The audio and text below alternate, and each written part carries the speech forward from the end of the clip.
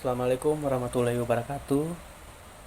Selamat siang Bapak Ibu Tutor. Izin perkenalkan, saya Aprianto Balani, NIM 0563351176. Izin menjawab tugas sesi 3. Pertanyaan pertama, ada beberapa konsep dalam pengertian penyuluhan pertanian. Sebutkan konsep apa saja dan berikan penjelasan. Yang kedua, salah satu komponen dalam sistem penyuluhan adalah sasaran penyuluhan. Mengapa disebut sasaran penyuluhan? Berikan penjelasan. Yang ketiga, mahasiswa diminta untuk mengamati kegiatan penyuluhan yang ada di wilayah masing-masing.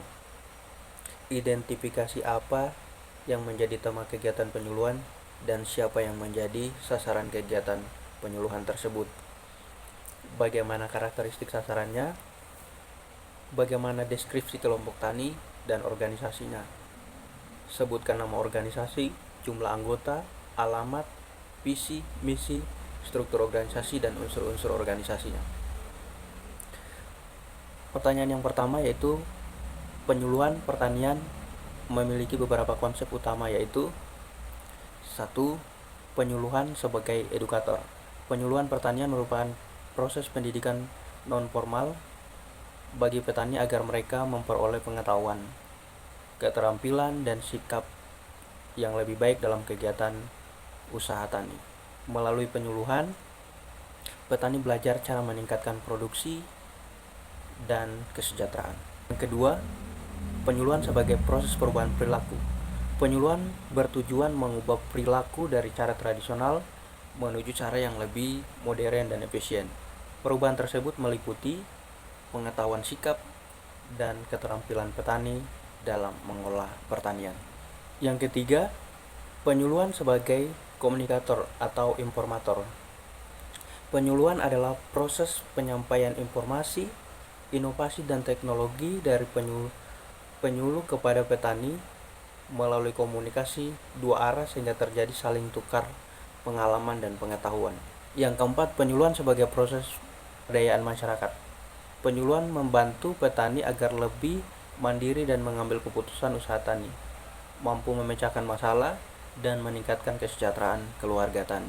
Yang terakhir atau yang kelima, penyuluhan sebagai sistem pembangunan pertanian. Penyuluhan merupakan bagian dari pembangunan pertanian nasional karena berfungsi mempercepat adopsi teknologi dan meningkatkan produktivitas hasil pertanian. Pertanyaan yang kedua, mengapa sasaran penyuluhan disebut sebagai sasaran? Sasaran penyuluhan disebut sebagai sasaran karena petani merupakan pihak yang dituju dalam kegiatan penyuluhan untuk menerima informasi, inovasi, pendidikan, dan pembinaan dari penyuluh pertanian. Mengapa mereka menjadi sasaran? Karena diharapkan terjadi perubahan perilaku ke arah yang lebih baik, misalnya meningkatnya pengetahuan pertanian, menggunakan teknologi modern, peningkatan produktivitas, peningkatan kesejahteraan. Dalam sistem penyuluhan, sasaran sangat penting karena keberhasilan penyuluhan dapat dilihat dari perubahan perilaku dan kemampuan sasaran dalam menerapkan informasi pertanian. Mengamati kegiatan penyuluhan yang dilaksanakan di wilayah masing-masing. Hasil pengamatan kegiatan penyuluhan yang ada di daerah saya, khususnya di Kota Ambon, Maluku, yaitu kelompok tani, hortikultura petani, sayuran seperti cabai, tomat, dan sawi. Identifikasi apa yang menjadi tema kegiatan penyuluhan dan siapa yang menjadi sasaran kegiatan penyuluhan tersebut. Tema kegiatan penyuluhan yaitu meningkatkan produktivitas hortikultura melalui penggunaan pupuk organik dan pengendalian hama terpadu. Bagaimana karakteristik sasarannya? Karakteristik sasaran penyuluhan antara lain: 1. Sebagian besar pekerja sebagai petani hortikultura. 2. Tingkat pendidikan bervariasi mulai dari SD sampai tingkat SMA. Yang ketiga, pengalaman petani cukup lama karena usaha tani dilakukan turun-temurun. Yang keempat, masih menggunakan sebagian metode tradisional. Yang kelima, memiliki kebutuhan informasi tentang pupuk, pengendalian hama, dan pemasaran hasil pertanian. Yang keenam, memiliki semangat kerja sama melalui kelompok tani. Bagaimana deskripsi kelompok tani dan organisasinya? Nama organisasi: Kelompok Tani Harapan Tani. Alamat Desa Paso, Kecamatan Baguala, Kota Ambon. Jumlah anggota 25 orang. Visi mewujudkan kelompok tani yang mandiri, produktif, dan berdaya saing melalui pertanian berkelanjutan.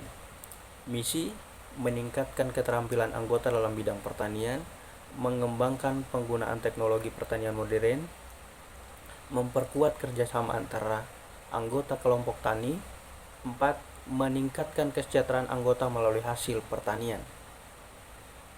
Struktur organisasi kelompok tani terdiri dari ketua. Ketua memimpin kelompok tani, mengkoordinasikan kegiatan kelompok, menjalin kerjasama dengan penyuluhan dan pemerintah. Yang kedua, sekretaris. Sekretaris mengolah administrasi kelompok, membuat laporan kegiatan, menyusun jadwal pertemuan kelompok. Yang ketiga, bendahara. Bendahara mengolah keuangan kelompok, mencatat pemasukan dan pengeluaran, membuat laporan keuangan. Yang keempat, anggota.